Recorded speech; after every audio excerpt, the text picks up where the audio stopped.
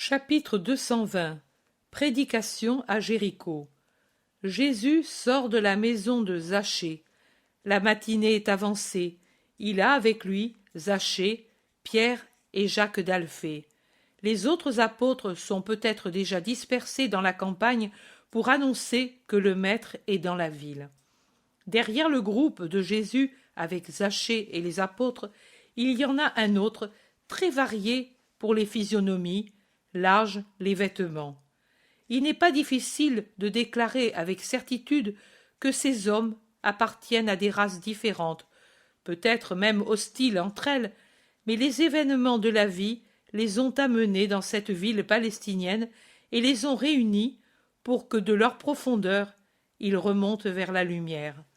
Ce sont pour la plupart des visages flétris, de gens qui ont usé et abusé de la vie de plusieurs manières, des yeux fatigués pour la plupart, chez d'autres des regards que leur long entraînement à des occupations de rapine fiscale ou de commandement brutal a rendu rapaces et durs, et parfois cet ancien regard réapparaît de dessous un voile humble et pensif que la nouvelle vie y a mis. Et cela se produit particulièrement quand quelqu'un de Jéricho les regarde d'un air méprisant ou murmure quelques insolences à leur adresse. Puis leur regard redevient las, humble, et leur tête s'abaisse humiliée. Jésus se retourne par 2 fois pour les observer, et, les voyant en arrière, qui ralentissent leur marche à mesure qu'ils approchent de l'endroit choisi pour parler, et déjà plein de gens, il ralentit sa marche pour les attendre, et à la fin il leur dit « Passez devant moi, et ne craignez pas. Vous avez défié le monde quand vous faisiez le mal. Vous ne devez pas le craindre maintenant que vous vous en êtes dépouillé. Ce qui vous a servi alors pour le maîtriser, l'indifférence du jugement du monde, unique arme pour le lasser de juger, servez-vous-en encore maintenant, et il se lassera de s'occuper de vous, et il vous absorbera, bien que lentement, pour vous faire disparaître dans la grande masse anonyme qu'est ce misérable monde auquel, en vérité, on donne trop d'importance. » Les hommes, au nombre de 15, obéissent et passent devant. « Maître, voilà là-bas les malades de la campagne, » dit Jacques de Zébédée, en allant à la rencontre de Jésus et en lui montrant un coin attiédi par le soleil. « J'arrive. Les autres, où sont-ils ? » ?»« Parmi les gens, mais ils t'ont déjà vu et ils vont arriver. Avec eux, il y a aussi Salomon, Joseph d'Emmaüs, Jean d'Éphèse, Philippe d'Arbéla. Ils vont chez ce dernier et ils viennent de Jopé, Lydda et Modine. Ils ont avec eux des hommes de la côte et des femmes. Ils te cherchaient même, car ils ne sont pas d'accord entre eux pour le jugement à porter sur une femme. Mais ils vont te parler. Jésus, en effet, est bientôt entouré des autres disciples qui le saluent avec vénération. Derrière eux se trouvent ceux qui sont nouvellement attirés à la doctrine de Jésus. Mais Jean d'Éphèse ne s'y trouve pas, et Jésus en demande la raison. Il s'est arrêté avec une femme et les parents de cette dernière dans une maison loin des gens. Quant à la femme, on ne sait si elle est possédée ou prophétesse. Elle dit des choses merveilleuses au dire de ceux de son pays, mais les scribes qui l'ont entendue l'ont jugée possédée. Les parents ont appelé plusieurs fois les exorcistes, mais ils n'ont pas pu chasser le démon qui la tient et la fait parler. Pourtant, l'un d'eux a dit au père de la femme, c'est une veuve vierge restée dans sa famille, « Pour ta fille, il faut le Messie Jésus. » Lui comprendra ces paroles et il saura d'où elles viennent. Moi, j'ai essayé d'imposer à l'esprit qui parle en elle de s'en aller au nom de Jésus, dit le Christ. Toujours les esprits de ténèbres se sont enfuis quand je me suis servi de ce nom. Cette fois, Non.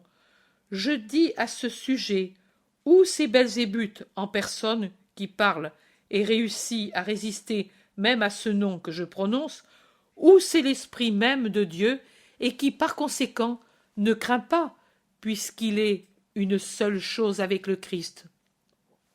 Je crois plutôt à cette dernière explication qu'à la première, mais pour en être certain, seul le Christ peut juger. Lui comprendra les paroles et leur origine. Et il a été maltraité par les scribes présents, qui l'ont déclaré possédé lui aussi, comme la femme et comme toi. Pardonne-moi, si je dois le dire.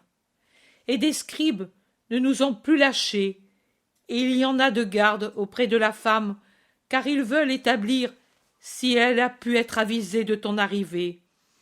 En effet, elle dit qu'elle connaît ton visage et ta voix, et qu'elle te reconnaîtrait entre des milliers, alors qu'il est prouvé qu'elle n'est jamais sortie de son village et même de sa maison depuis l'époque, il y a 15 ans, où son mari mourut la veille de la fête nuptiale. Et il est prouvé aussi que tu n'es jamais passé par son village, qui est Bethléchi. Et les scribes attendent cette dernière preuve pour la déclarer possédée. Veux-tu la voir tout de suite? Non, je dois parler aux gens, et la rencontre serait trop bruyante ici, au milieu de la foule. Va dire à Jean d'Éphèse et aux parents de la femme et aux scribes aussi que je les attends tous au début du coucher du soleil dans les bois le long du fleuve, sur le sentier du gué. Va. Et Jésus, après avoir congédié Salomon, qui a parlé au nom de tous, va trouver les malades qui demandent leur guérison, et il les guérit. Il y a une femme âgée, ankylosée par l'arthrite, un paralytique, un jeune homme idiot, une fillette que je dirais tuberculeuse, et 2 qui ont les yeux malades. La foule pousse de bruyants cris de joie. Mais la série des malades n'est pas encore terminée.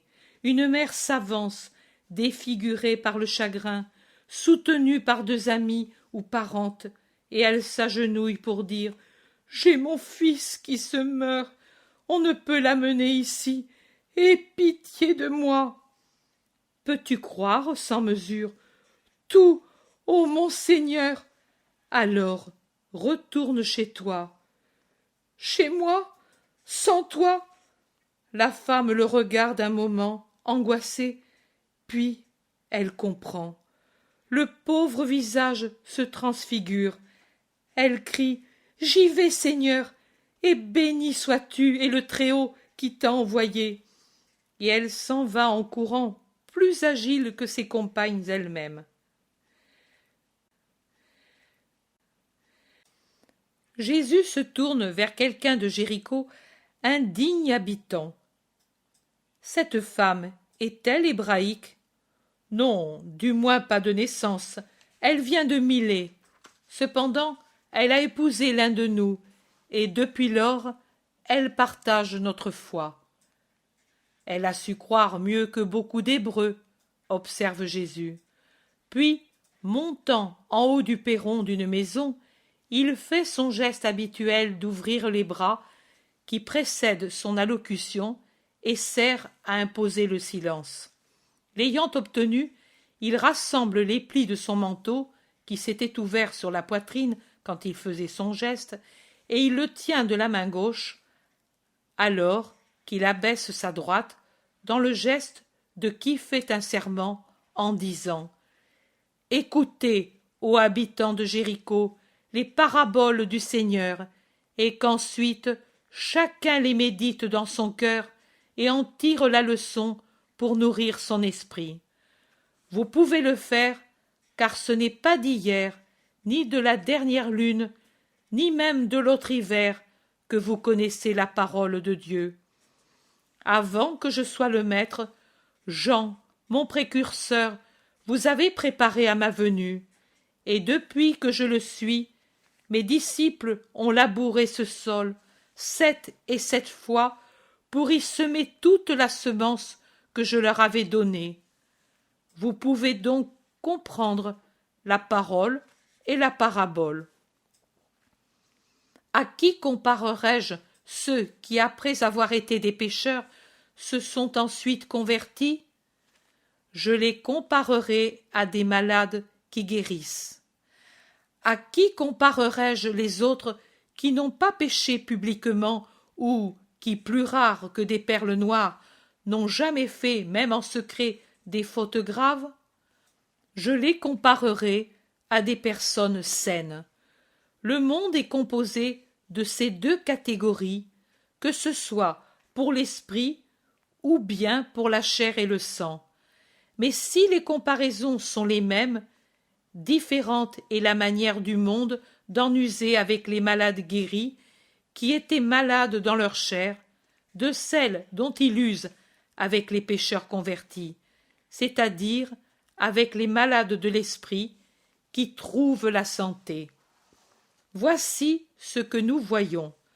Quand un malade, même de la lèpre, qui est le malade le plus dangereux et qu'il faut isoler à cause du danger, obtient la grâce de la guérison, après avoir été examiné par le prêtre et purifié, on l'admet de nouveau dans la société, et ceux de sa ville lui font même fête parce qu'il est guéri, revenu à la vie, à la famille, aux affaires.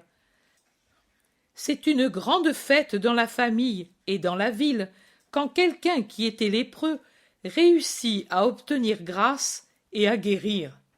C'est à qui, parmi les membres de sa famille et les habitants, lui apportera une chose ou l'autre, et s'il est seul et sans maison ou sans mobilier, lui offrira un lit ou du mobilier, et tout le monde dit « C'est un privilégié de Dieu, c'est son doigt qui l'a guéri, faisons-lui donc honneur, et honorons celui qui l'a créé de nouveau. » Et il est juste d'agir ainsi. Et quand malheureusement, au contraire, quelqu'un a les premiers signes de la lèpre, avec quel amour angoissé les parents et les amis le comblent de tendresse, tant qu'il est encore possible de le faire, comme pour lui donner en une seule fois le trésor des affections qu'il lui aurait données en plusieurs années, pour qu'il les emmène avec lui dans son tombeau d'être vivant. Mais pourquoi alors, pour les autres malades, n'agit-on pas ainsi? Un homme commence à pécher, et les membres de sa famille, et surtout ses concitoyens, le voient. Pourquoi, alors, ne cherche-t-il pas avec amour à l'arracher au péché? Une mère, un père, une épouse, une sœur encore le font, mais il est déjà difficile que les frères le fassent, et je ne dis pas que le fassent les enfants du frère, du père ou de la mère. Les concitoyens, enfin, ne savent que critiquer, se moquer, être insolents, se scandaliser, exagérer les péchés du pécheur, le montrer du doigt, le tenir éloigné comme un lépreux. Et encore, ce sont les plus justes. Les autres, ceux qui ne sont pas justes, ne savent que se rendre ses complices pour jouir à ses dépens.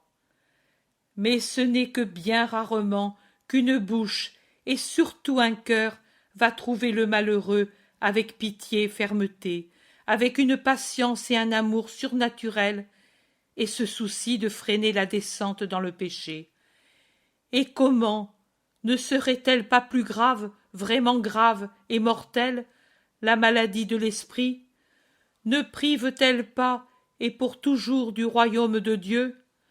La première des charités envers Dieu et envers le prochain ne doit-elle pas être ce travail de guérir un pécheur pour le bien de son âme et la gloire de Dieu? Et quand un pécheur se convertit, pourquoi s'obstiner à le juger, à sembler regretter qu'il ait retrouvé la santé spirituelle? Voyez-vous démentis vos pronostics d'une damnation certaine de l'un de vos concitoyens?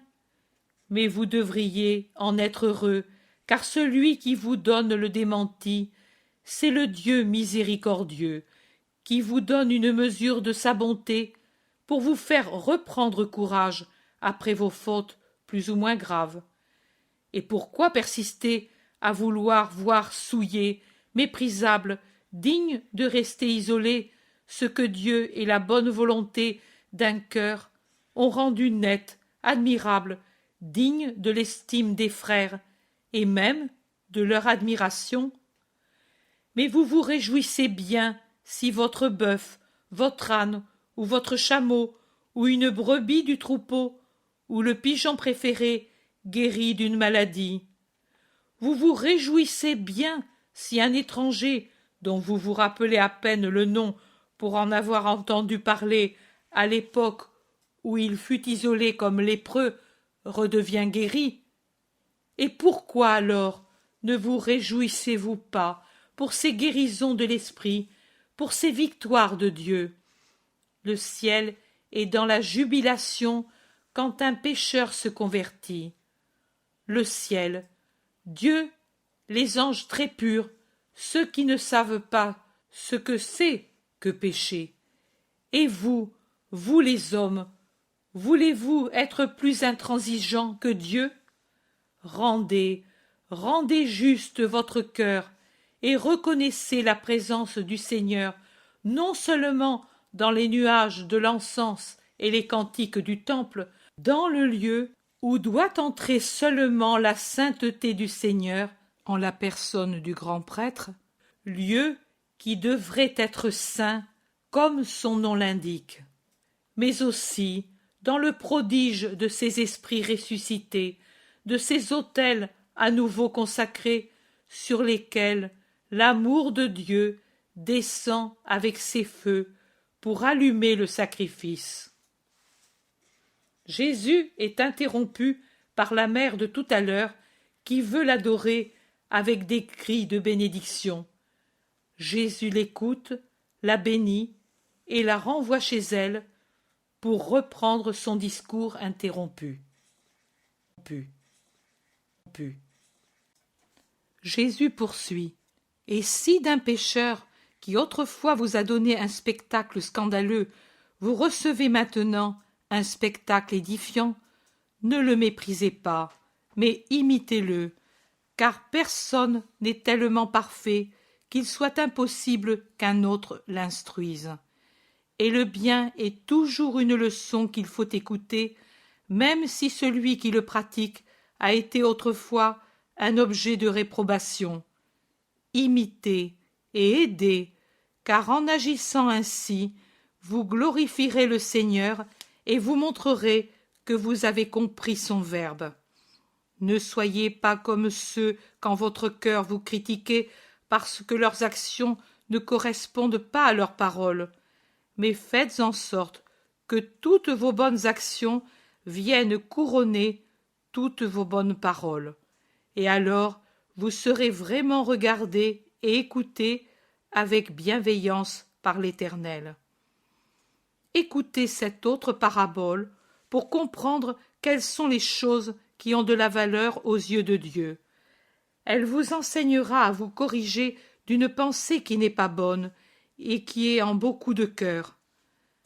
La plupart des hommes se jugent par eux-mêmes, et comme un homme sur 1000 est vraiment humble, il se produit ainsi que l'homme se juge parfait, lui seul parfait, alors que chez le prochain, il remarque des péchés par centaines.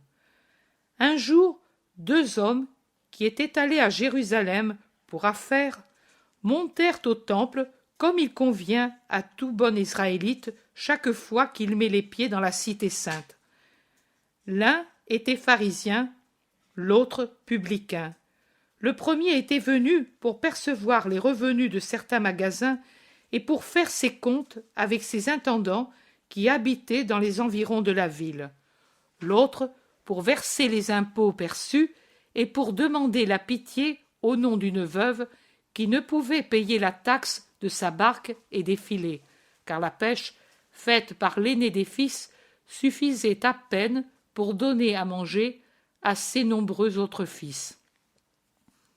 Avant de monter au temple, le pharisien était passé chez les tenanciers des magasins et avait jeté un coup d'œil sur ces magasins qu'il avait vus remplis de marchandises et d'acheteurs. Il s'était complu en lui-même, il avait appelé le tenancier du lieu et lui avait dit « Je vois que ton commerce marche bien. »« Oui, grâce à Dieu, je suis content de mon travail, j'ai pu augmenter le stock de marchandises et j'espère faire encore davantage. J'ai amélioré le magasin et l'année qui vient, je n'aurai pas les dépenses de bancs et d'étagères et j'aurai donc plus de gains.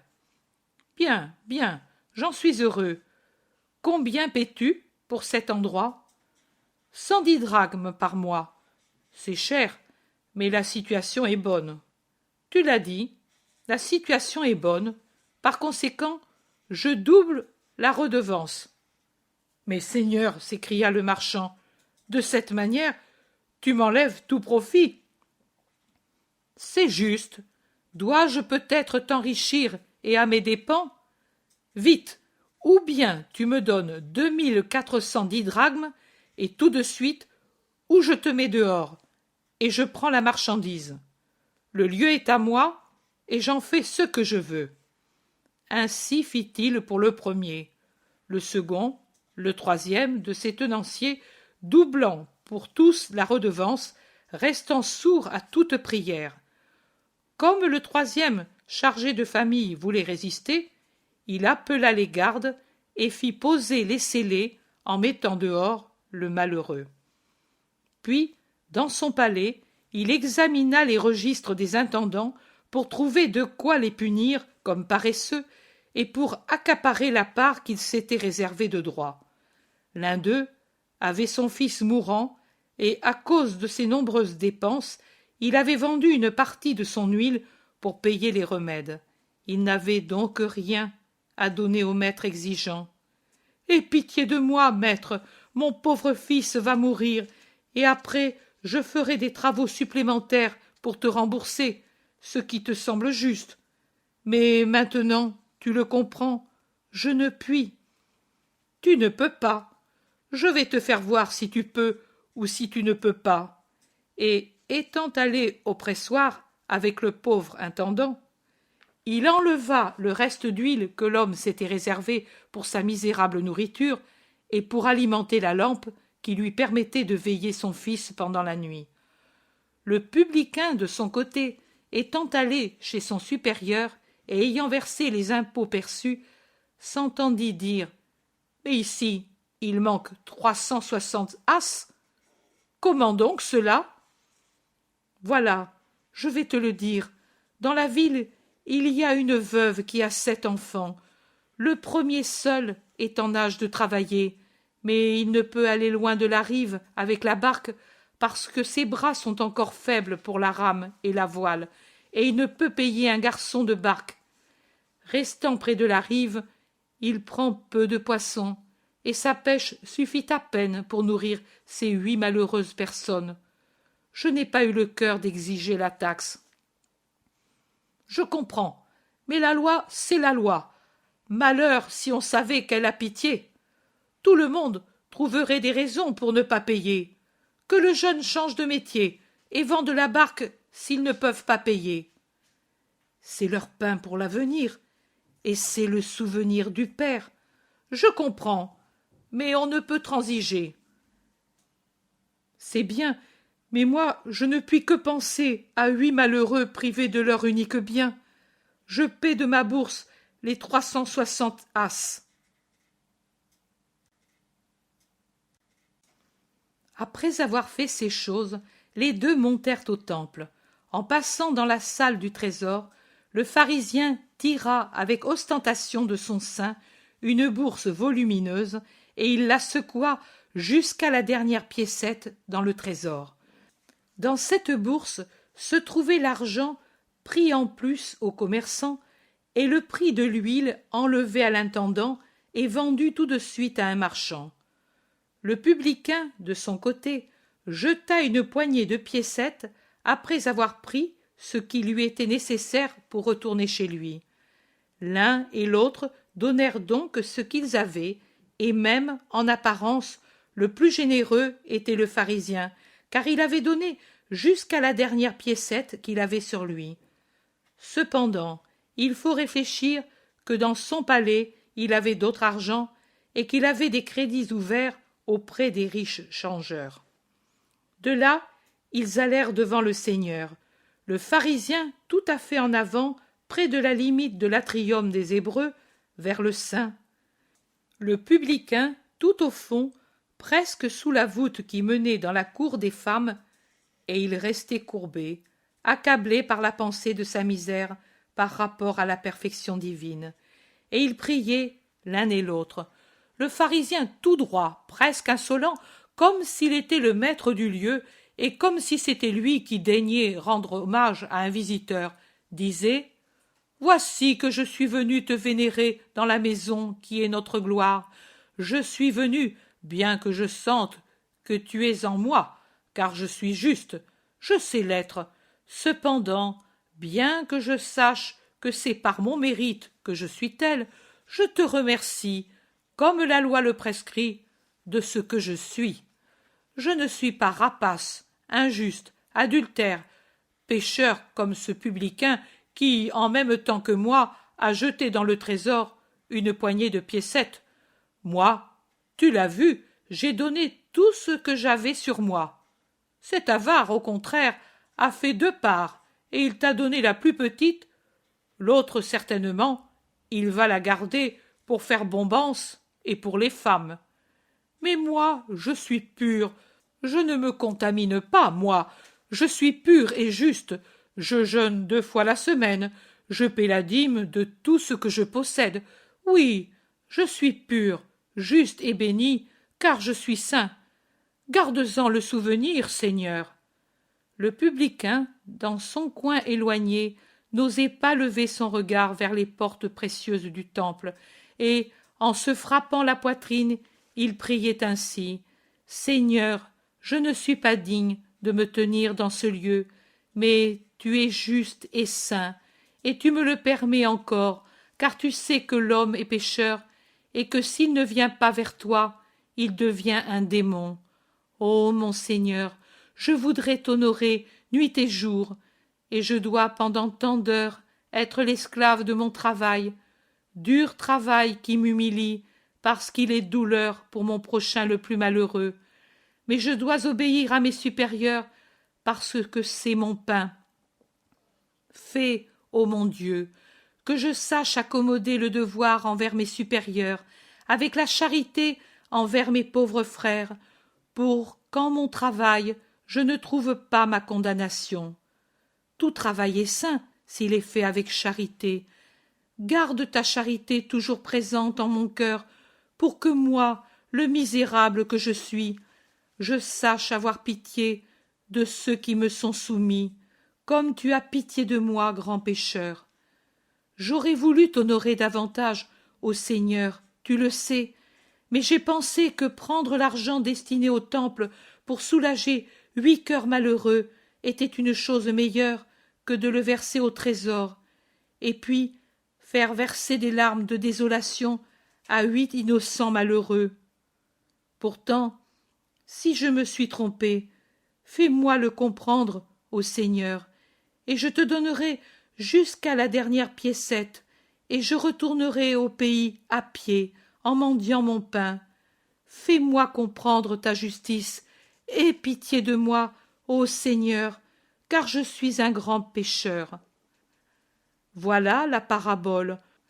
En vérité, je vous dis que le pharisien sortit du temple avec un nouveau péché, ajouté à ceux déjà faits avant de monter au Moria, alors que le publicain en sortit justifié, et la bénédiction de Dieu l'accompagna à sa maison, et y demeura, car il avait été humble et miséricordieux, et ses actions avaient été encore plus saintes que ses paroles, alors que le pharisien n'était bon qu'en parole, et extérieurement, alors qu'en son intérieur, il était l'ouvrier de Satan, et faisait ses œuvres par orgueil et dureté de cœur, et c'est pourquoi Dieu les haïssait. Celui qui s'exalte sera toujours tôt ou tard humilié. Si ce n'est pas ici, ce sera dans l'autre vie. Celui qui s'humilie sera exalté, particulièrement là-haut au ciel, où on voit les actions des hommes dans leur véritable vérité. Viens, Zachée, venez, vous qui êtes avec lui, et vous, mes apôtres et disciples, et je vous parlerai encore en particulier. Et, s'enveloppant dans son manteau, il revient dans la maison de Zachée. Maison de Zachée. Maison